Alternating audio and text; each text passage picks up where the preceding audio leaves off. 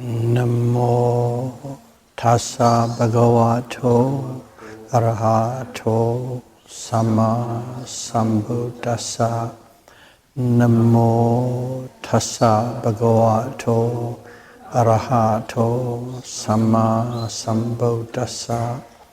Namo tassa bhagavato arahato samma sambuddhassa. We were talking about the supported factors which promotes the progress of the Vipassana meditation. There are altogether 7 supported factors given in the scripture. The first one is suitable accommodation. And the second one is suitable alms resort. And today the third one, suitable conversation. So when you are meditating with a group of people, there are various settings, of course. Some are at the retreat center. Over there they are quite provide every requisites. You don't have to do anything, worry anything. And also make sure that you are following the instructions and rules set out by the center. So in the centers, they enforced noble silence. It is not that you must not speak at all. For urgency and emergency purpose, you can speak. Other than that, you don't speak at all. And also, whether every day or every other day or once, and every 3 days, depending on the schedule of the center, the yogi have an interview with the meditation teacher. At that time, there's a dialogue going on. That's about the extent of the speech or conversation yogis have. So if you can keep a noble silence, of course that's the best. But there are other places you go and meditate in a forest with a group of people or a few friends. When you meditate at your own little spot you choose. And then occasionally, at lunch times or full moon days or half full moon days, they gather. And then when they gather, there's some speech occurs or conversation happen. And these kind of retreats are in general about 3 months rain retreats in the olden days. And even nowadays for the monks at that 3 months, they're encouraged to meditate for that 3 months period. And of course there are still some yogis who meditate for, we hear, 6 months retreat, 1 month retreat, some say 3 years retreat or 7 years retreat, and so on and so forth. Depending on whatever method you're following, whatever rules set out by the meditation teacher, you have these things. When you have these long periods, there's a need to speech arises. And when this conversation occurred, was set out here, best is not to speak at all, but if you have to speak, there are 10 types of speech that are allowable to the people who are in that kind of a practice. If you can't or don't speak at all, the best. If you have to, one should follow within the 10 types or the guidelines of 10 types of speech. Only speak those within that category. And my teacher mentioned about meditation, most specifically towards the one that we are practicing, Satipatthana, Vipassana. For them, my teacher told me, for us, this type of meditation, if you want to really practice as instructed, okay, with full weight, full force effort, follow the instruction to a T. The full effectiveness is 3 months. After 3 months, you cannot maintain that kind of quality, drop down. Okay? But there's people still go speak about 6 months or a year. But if you actually go to the center and watch them, those people, okay, they become a bit laxed. After a while it laxed. You cannot physically maintain the discipline of that deep, penetrative, close, no gap, no space, continuous, constant observation, more than 3 months. You can, but not as effective and as efficient. That's what I've been told. So in here, this category of factor is about 10 suitable conversation that a yogi in meditation are allowed to speak. The first one is fewer wishes or fewer wants. And here one need to understand these wishes or wants or desires are. Because as soon as you say wishes, wants and desire, it's a big spectrum of things, so it could never end. For meditation practitioner, the fewer of wants or wishes is about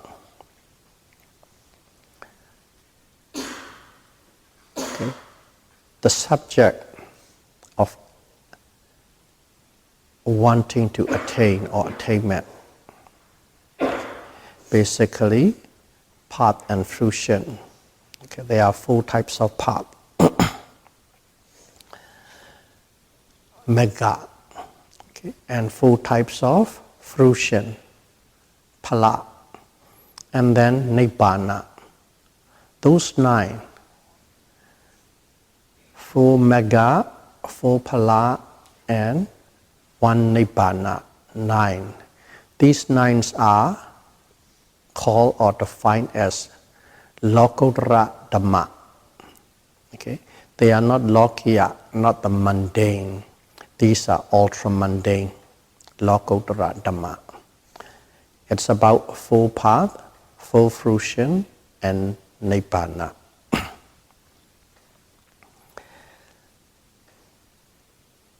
And when you are practicing now, assumption is people are quite serious practicing and then have reached to that domain.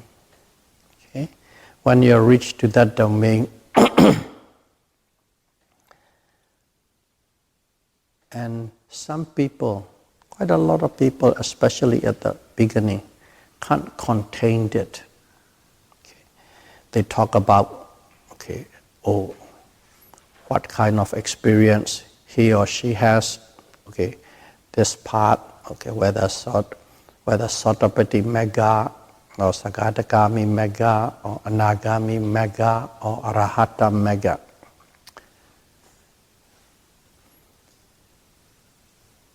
They talk about it.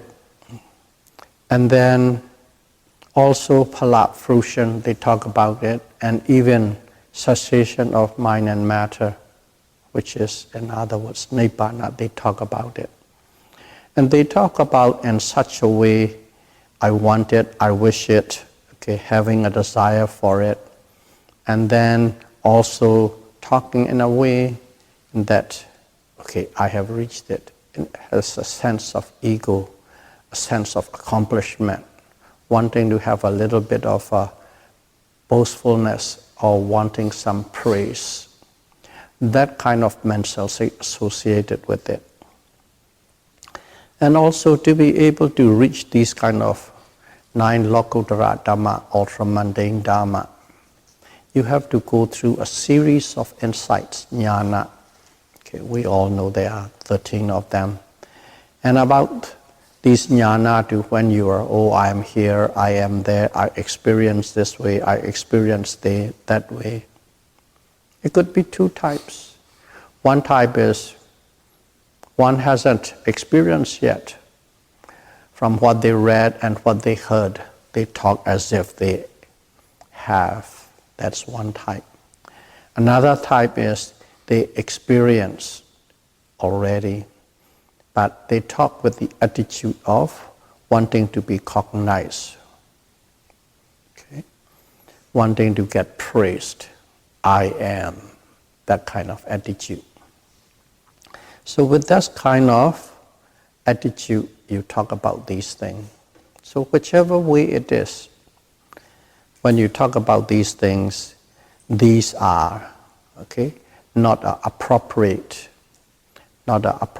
things to talk. And when you talk about these things, okay, when these kind of subjects come in, one may talk about it in a group, or a few may talk about it. In such a case, the co-meditators, other yogis, who are more mindful of it, skillfully and diplomatically, without offending, channel the conversation into the fewer wishes or fewer wants. In other words, saying that that's not the way to talk. That's what it means by fewer wishes or fewer wants. One must channel or discuss or talk about these topics and from the viewpoint of not to talk much, not to boast, not to praise, not to have a false presentation. That is the direction. There's always someone who does that, and in that way one has to come in and talk that kind of the topic of we all should have a fewer wishes and fewer wants. It's a set of mindful, give a little attention to the people who are not, and then streamline the whole group into the proper direction. So that's what it means by fewer wants or fewer wishes. That kind of conversation should be carried out. And another one is contentment. Okay, contentment. Fewer wishes is about the attainments. And this contentment is more of the environment. Okay? Because once we are meditating, we are already in a setting. Okay? We have chosen and we have plunged ourselves into that environment or the setting. In that setting, okay, we may have food, and whatever that environment provides, you have that food. And when you have that food, one must be content with the food that you have. It may be something that you like, and if you like, don't partake with greed or with glee. And it may be something you don't like, and when you don't like to, don't partake with aversion or dissatisfaction. That's what it means by content with what you have, because you are already in a setting. Okay? You cannot go out and do and change. If you change, then you are not in the meditation mode at all. So in terms of food, to speak it very modern day language, room and board. Be content with whatever room and board you have, whatever bedding you have, whatever pillows you have, whatever type of sleeping place or shower place, and so on and so forth. Be content with it. So in here too, when the conversation come in, there are all sort of people when you are meditating group. Some people say, oh, I don't know how they are cooking the food. Oh, I don't know how they are distributing it. Some got good food, some got bad food. Or they say, oh, earlier people picks all the good pieces of meat, later part only have bones. That kind of thing. And always conversation like that pops up. Okay? And when these conversation pops up, that means you are not content. Okay? You are dissatisfied. And in a group, if you're among them, first of all, you have to make sure you don't discuss or express about the discontent, what's not good enough, or not hygienic enough. Even though that is correct, hygienic is good, not hygienic enough. Not as a gossiping or complaint or expressions of dissatisfaction. But you may go right to the person or the monk or the manager and say, hey,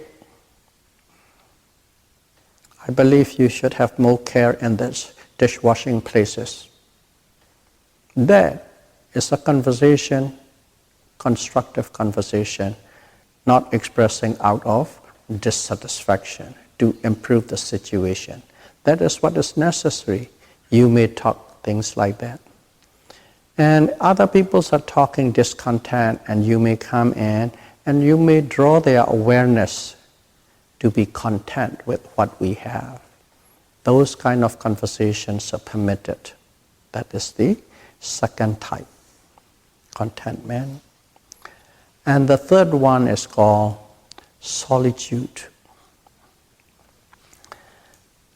Solitude is, there are always people, okay, whether in a setting, retreat setting, or even outside retreat setting. Some people enjoy the solitude, some people not.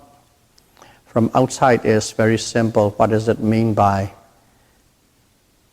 that solitude is?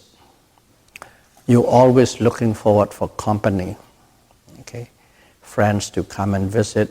You go and visit friends, relatives, children, grandparents, coming to visit, going to visit, and you enjoyed it, you long for it, you look forward to it. Okay?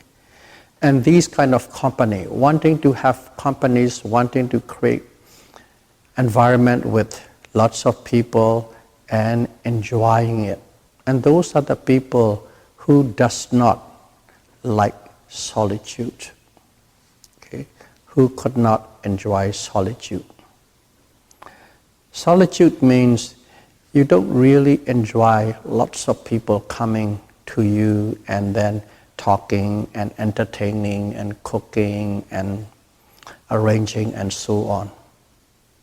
Okay. You began to have like a boredom towards all these things. And you enjoy being alone. It's called being alone.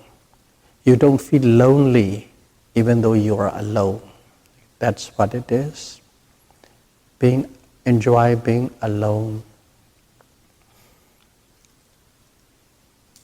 That is, depending on the company, that's what solitude means. And even in the settings, meditation retreat settings, there's always yogis who are looking, okay, to talk. Okay. When the teacher's not around, things like that, they try to create opportunity to talk. Oh, okay, it's going to that bathroom around there that you can't avoid it. You go there and for some reason, purposely or accidentally meet people and then always create a situation to talk. Try to get a company. That kind of a thing. Or even purposely, whenever nobody see around the bend, around the corner, behind the bushes or trees, you walk over there because know that there's somebody. And then within that 30 minutes and an hour, there might be a one conversation or two conversation because it is desperate for company. And number one is for you not to enjoy company. Number two is if you happen to have these kind of people, okay, to avoid and give them that situation or condition. And even if appropriate in a group setting, okay, one should talk about the praise and the beauty and the virtue of being solitude. That is how you draw attention. That kind of conversations are permitted. That is the number 3 conversation. And number 4 conversation is somewhat overlap. In a way it is overlap, but in a way it's different. It's called quietude, totally quiet. Not only solitude, okay? Whether you are group or whether you are alone, just to be in quiet. Enjoy the quiet environment. And even with a group of people, totally in a quiet and silent zone. Above all, quiet, alone. That's even more important.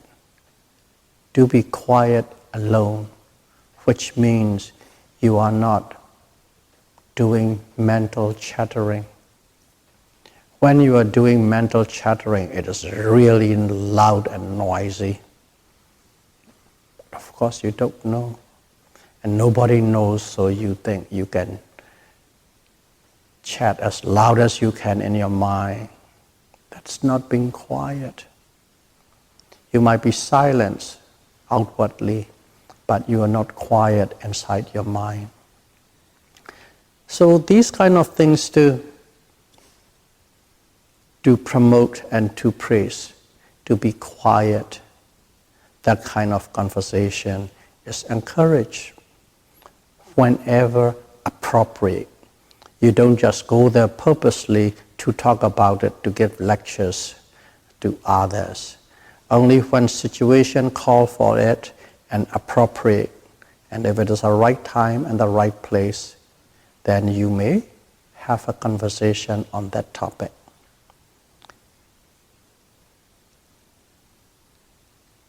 So 1, 2, 3, 4, being quiet.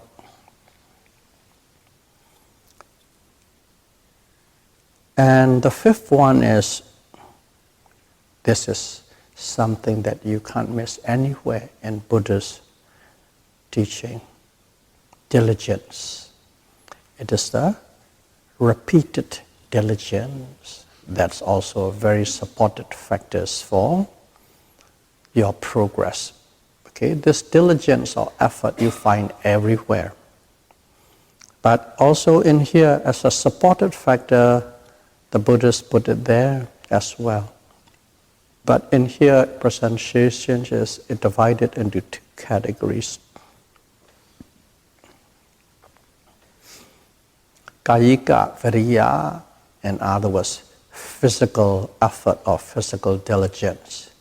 And Cetasika, okay, Viriya, see, mental effort or mental diligence, 2 things. This has to be done, the word there is repeatedly, bahuli. Bahuli, repeatedly, repeatedly, repeatedly. And that word is also very, very important word for a Buddhist. Practice repeatedly, repeatedly, repeatedly, repeatedly, everything repeatedly. With what? With great diligence. So what is Kayika Viriya? Kayika Viriya is, let's say you were sitting. Okay?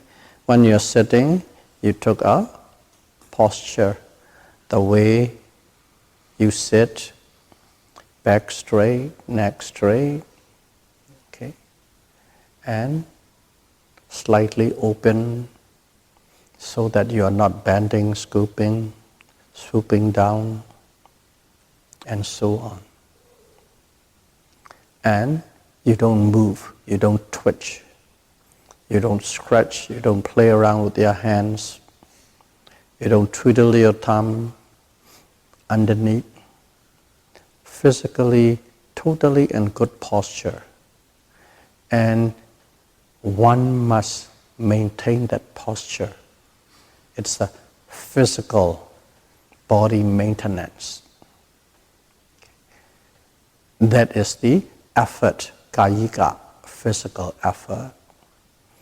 And also in the walking meditation, you walk properly without tipping over or swaying, grinding. And also you have to balance yourself based on your effort. You might be very strong and young and healthy. You're balanced. You don't need too much effort. When you get older, when you got sick, you need a lot more effort. So you cannot try to behave like as if you are 20-year-old, totally healthy. You have to adjust according to the situation of the body, what the body can provide and can do. Within that, one must adjust it. Those kind of adjustments are quite important because especially strong-minded people, even though when they get old, they don't want to give in. Oh, I can do it, I can do it. The mind still thinks, I can do it. But the body cannot follow. And that is when the falling downs and fractures and all the little incidents happen. Because you cannot walk in harmony. The capability between the body and the desire the mind wants must be graceful and know how to harmonize between the body and the mind. So that is called kayika. Okay? Kayika variya, physical diligence that must be maintained at all times. And then the other one is cetasika, mental factors. The mind has to be strong. So what is the mind's work? The mind's work is, the most simplistic form is, you're precisely aware at the present moment of the rising, of the falling, sitting, touching, lifting, pushing, thinking, anger, on the dot, on the dot, on the dot. To maintain that, okay, you are always aware of what is arising, mind or matter, at the present moment, with precision, without a gap, without a break, not taking a break. And then consistently, constantly. So when you put that kind of effort, I think that's why my teacher said, 3 months you can do it. Beyond 3 months, it's become a lot tougher. That kind of ability to be mindful at every moment, constantly, whatever is arising and passing away at the present moment, that maintenance is cetasika variya, okay? The effort of the mind. That has to be maintained. And also, there's need to balance between the physical diligence and mental diligence, effort. When the body gets really tired, okay, the mind also gets tired. And when mind gets tired, the body gets tired. There's always relationship, working relationship between the mind and the body, causal relationship. And when the body becomes agitated, the mind becomes agitated. When the mind becomes agitated, the body becomes jittery. Those things are happening all the time. So that is when, let's say you put excessive effort, real great effort. Now, I have a very bad posture, I have to correct it. And then you just put so much emphasis on the body, straight, little soup, no straight, no soup, no straight, no, can't twitch, can't move. You put so much effort in that to maintain that posture. What happened was, it created agitation and irritation to the mind. And if the mind got irritated and agitated, then you cannot have the proper mindfulness. See? Because you put excessive effort to maintain the body, and then suddenly the mind becomes agitated and irritated. And also, you don't maintain that effort at all. Your effort is quite lax, and you just go down there, and slowly you become like that. What happened? You become lazy and bored and lazy and sleepy. What happened? Not enough physical effort, so the mind also go into the lazy and sloth and torpor mode. So it is quite important to have a balance between this physical effort and mental effort.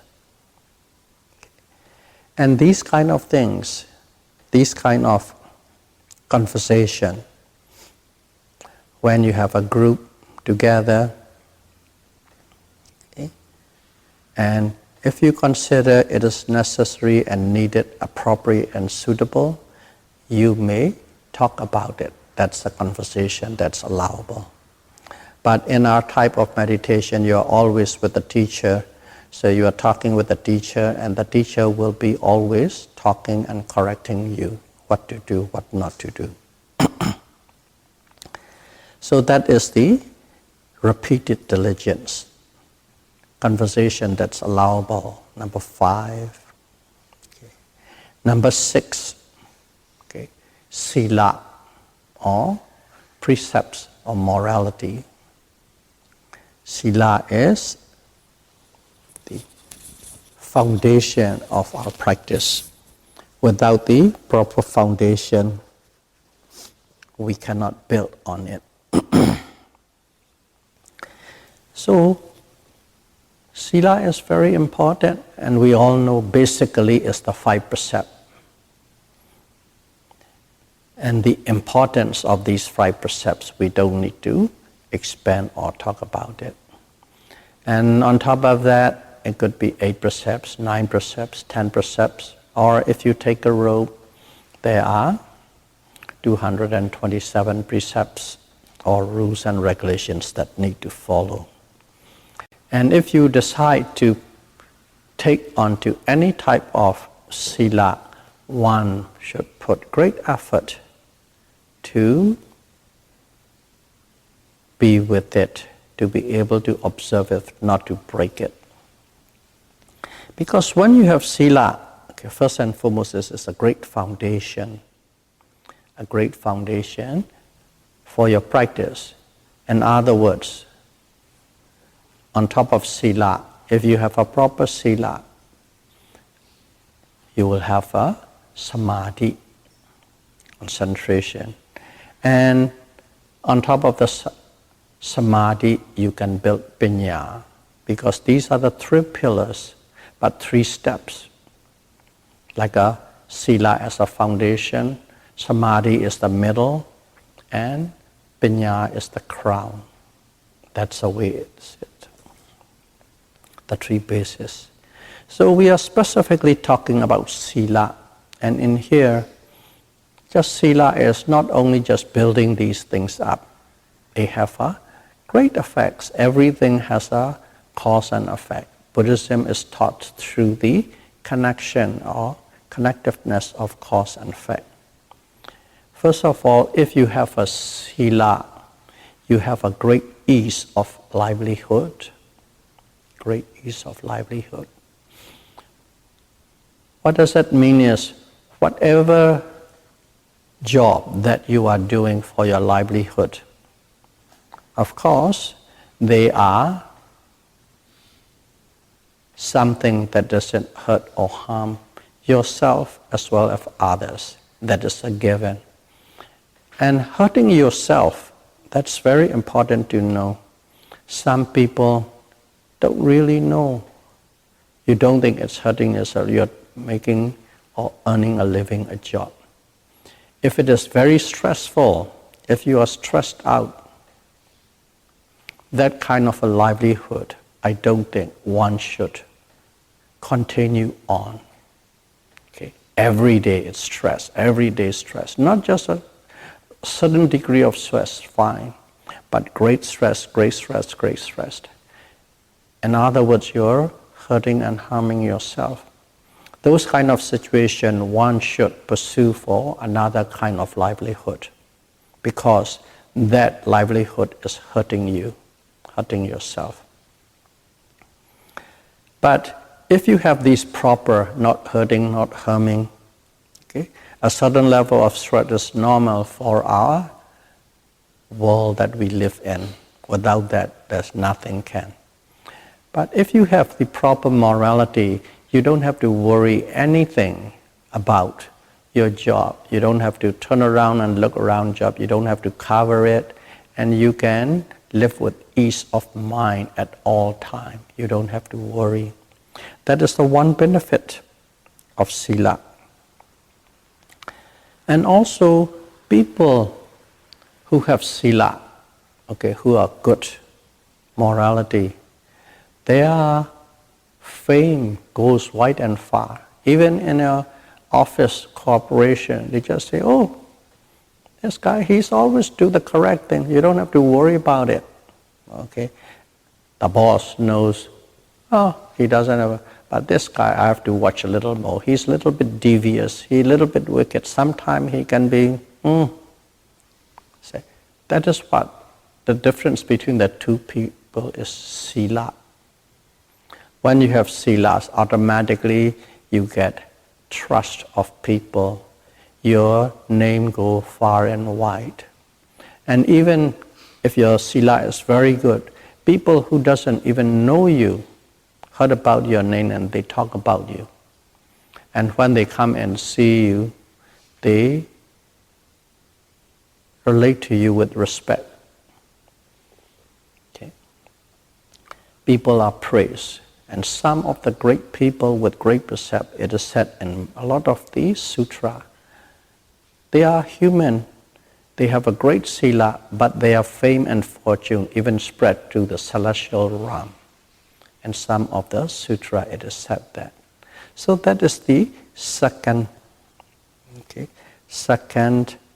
benefits of having sila.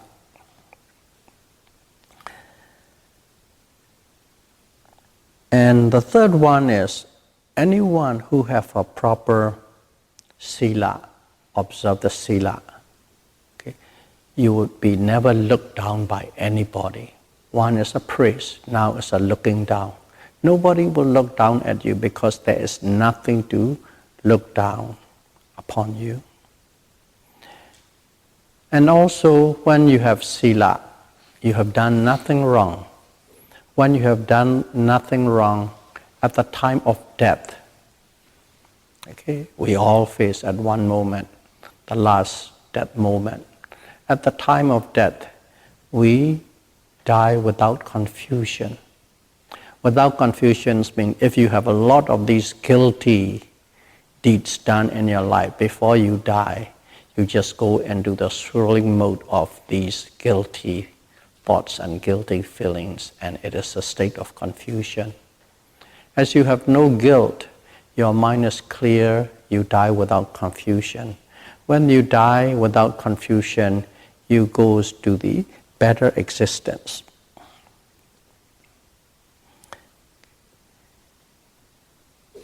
And the fifth and the final one is, when a person with good sila or precepts die, okay, it will be reborn in a human realm, a good situation, human realm, or in a celestial realm.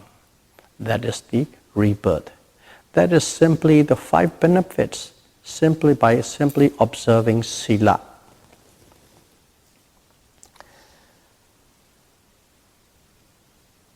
And the next one. So basically, if we put into context, these kind of conversation should come into a play in a set of retreat or even with people in a non-retreat setting. Whenever you see things and then whenever you think a situation or a person can be improved, these kind of conversation can be engaged. And the next conversation is Samadhi. Samadhi is what? Calm and steadfast mind. The mind is calm and steadfast. A quiet mind without mental defilements. Okay? Without mental defilements. And this is very important, this Samadhi. Whether you are practicing the samatha meditation, okay? Samatha meditations mean one-pointedness on an object.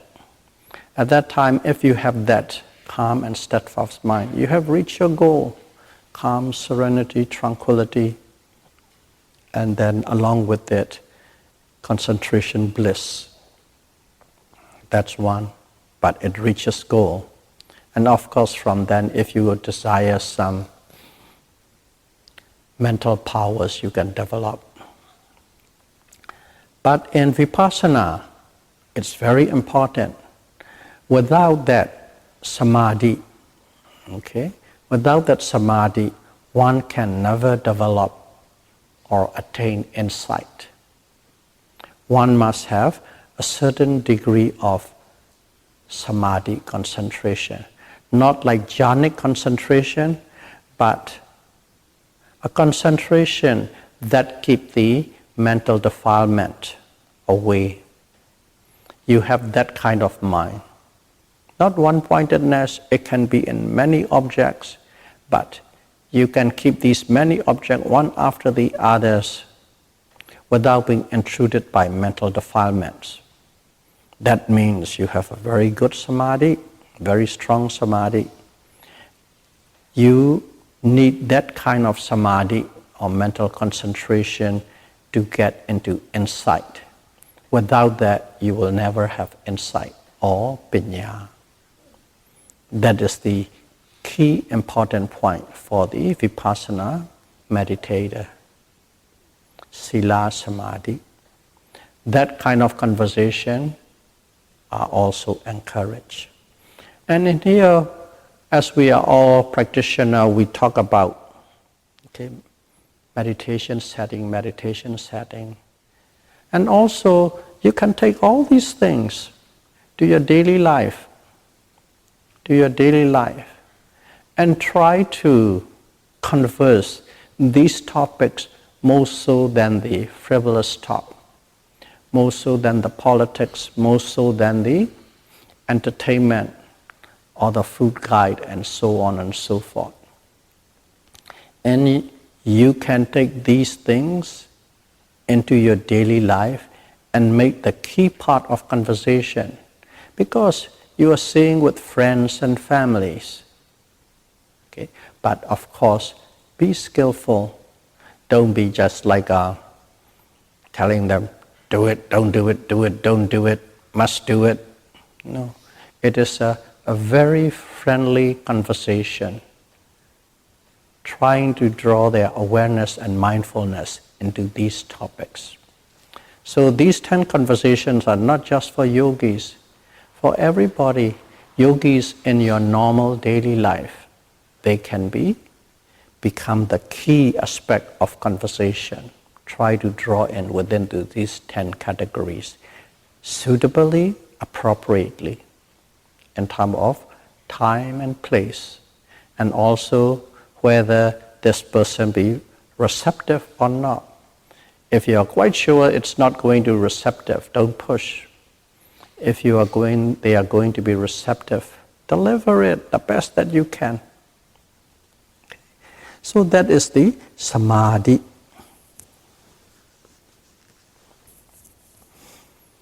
And from that samadhi, you can go into insight.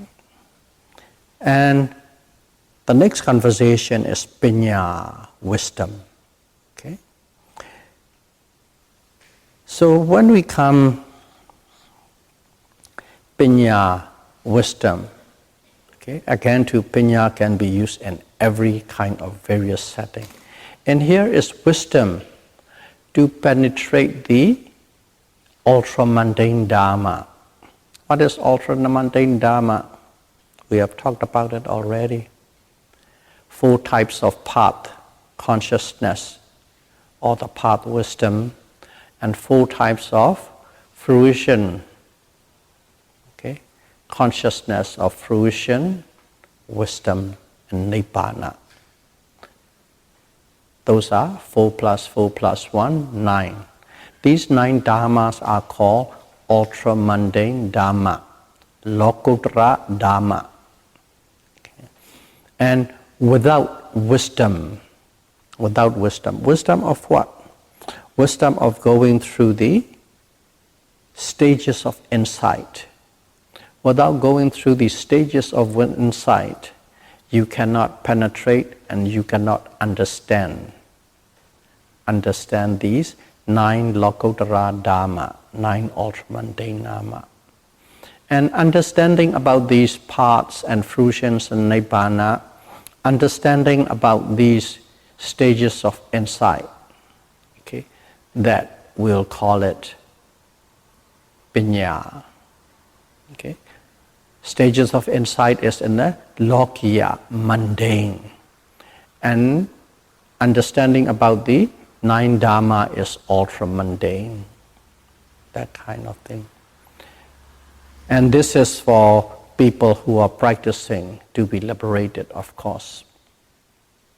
But still, there are a lot of wisdom. Okay? You cannot talk these things to everyday, daily people, friends and relatives and so on who are not practicing. For those people, you can still talk. Basically what? What is right and what is wrong? What's the right thing to do? What's the wrong thing to do? Okay? With precision, as the Buddha has given us, the basic guideline is not to hurt and harm.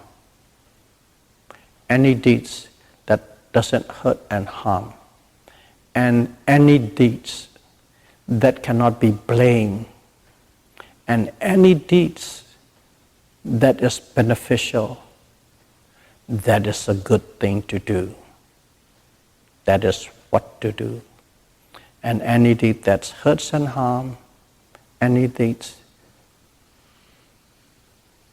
that doesn't produce good benefit, and any deeds that is blameworthy, that is a bad thing. Through that guideline, you can size up, analyze, put into categories, and talk with others what is the right thing to do and what is the wrong thing to do.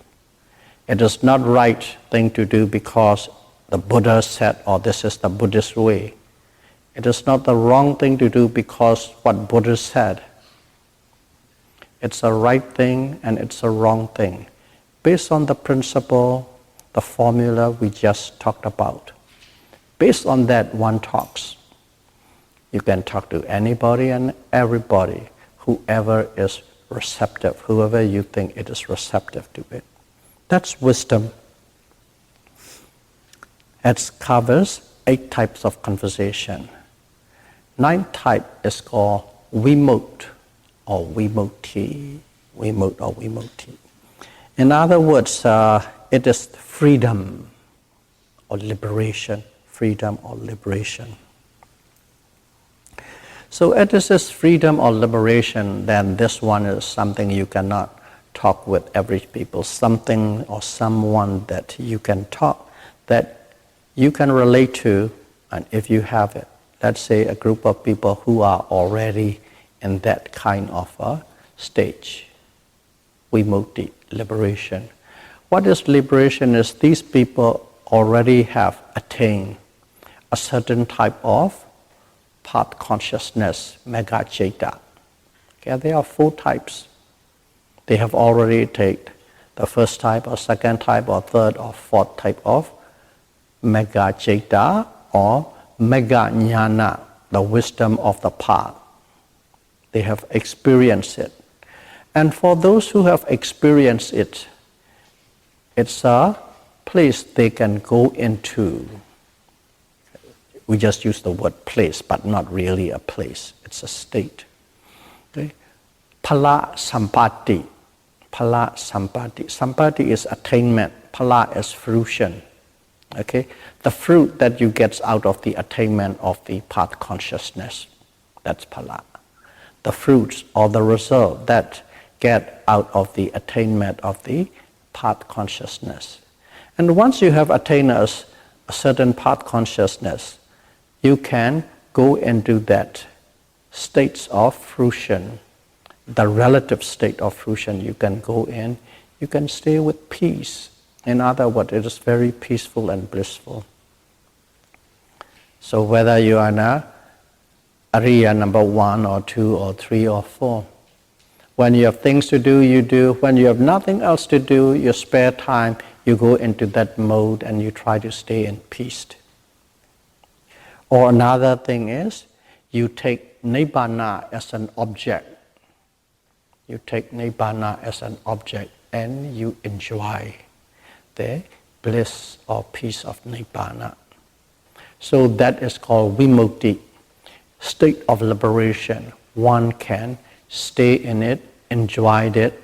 To be able to do that, one must have achieved part one or the other type of path consciousness. And among these people, among that group of people, you can discuss and talk about it. Okay? But not with others who doesn't have it. And then the last final conversation is called Vimukti Jnana. Okay? Number 9 is simply freedom or liberation, states of liberation. This one is the wisdom of liberation. Wisdom of liberation is once you got into that stage, okay, again, everything is, the first time you achieve is the path consciousness. Path consciousness 1, 2, 3, or 4. That is the moment you get the wisdom of that path consciousness or path wisdom. And when you have that wisdom, okay, automatically, how is it transformed? What is it? What's happening to these people? What's happening to these people is, anytime you reach a stage, your life changes. Okay? Stage 1, it changes to a certain way. Stage 2, certain way. Stage 3, certain way. Stage 4, certain. You simply just change. You don't have to change. You simply change. And change in an irreversible manner. It changes in a way that any type of situation and environmental condition cannot force you to reverse back to the previous state. That kind of change. Okay. That kind of change it goes into. So in here is, we are not talking about what changes into and that. It's about what are these wisdom or jnana insights are about. So Vimukti jnana. There are 19 types of the wisdom related with liberation. 19 types. It's called Pincha Vakana Jnana. No, not Pincha, sorry. Pacca, P-A-C-C-A. Pacca Vakana Jnana. So whenever one goes into a certain stage, okay, a certain state of path, one began to change, and when you change, you began to reflect and observe and analyze yourself. That's what it is. Okay. And number one is when you attained it, you experience the cessation of nama and rupa. You experience the cessation of nama and rupa. The moment you have that path consciousness, that is the time you have the cessation of nama and rupa. And at that moment, there's no nama, no rupa. But the object of that is nibbana, total peace, supreme peace. That is the first experience you have. That's number one. And you got the path experience and you reflect upon it. You reflect from the stage and the quality of cessation of nama and rupa.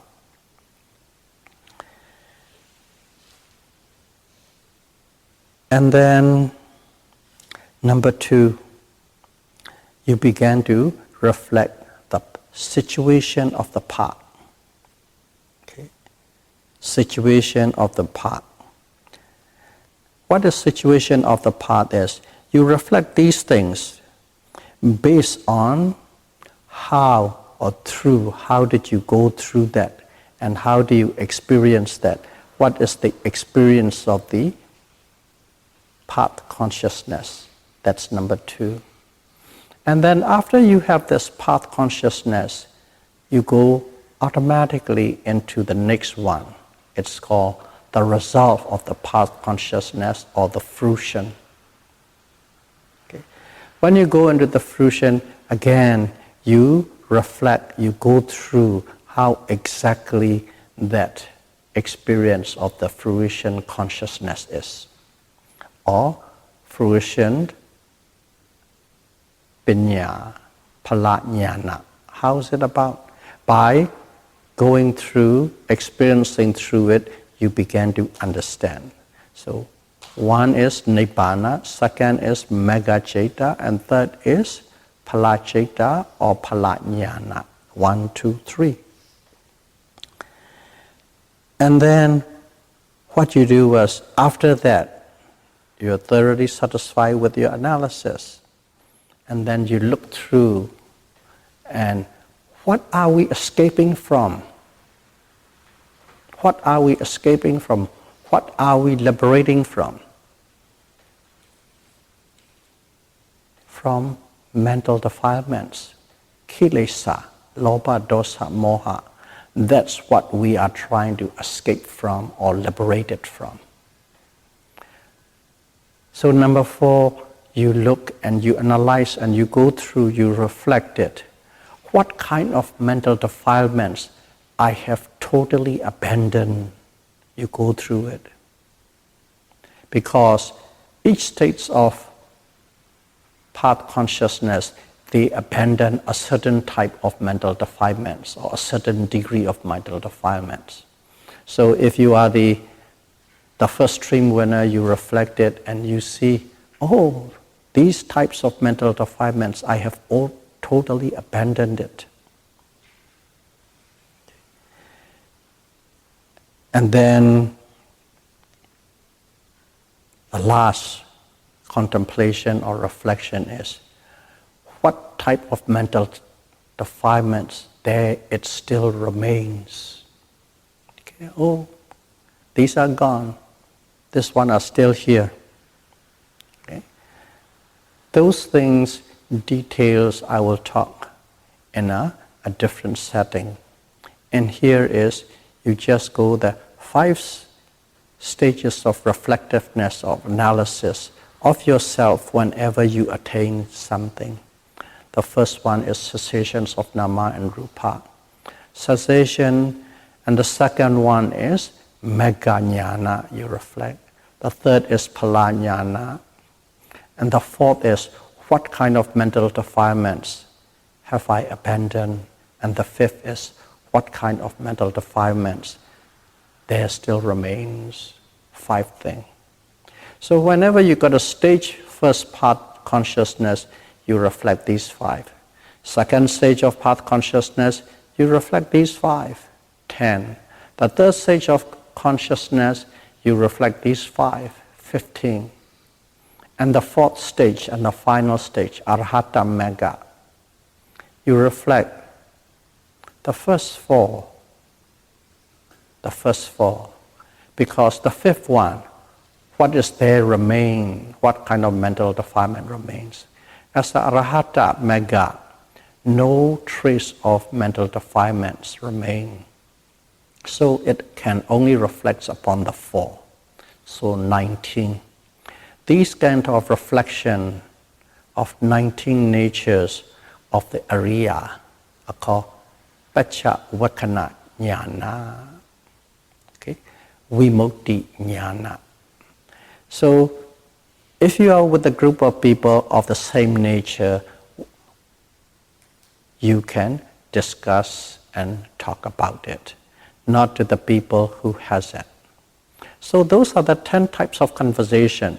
The last two are restricted for the people who has only attained these things. Otherwise, other people think you might be a quack, or they might become really in awe, and you be a stalker and a follower. So those are the 10 types of conversation Buddha allow us to speak, whether in retreat setting or in your daily life. Try and pull the conversation within these walls, because these are the conversation that truly benefits every human being. So may all of you be able to practice Satipatthana Vipassana meditation precisely and correctly, and may you be able to attain Nibbana, the supreme bliss and peace, as soon as possible. Sadhu, sadhu, sadhu. Buddham pujemi, Dhammam pujemi, Sangham pujemi.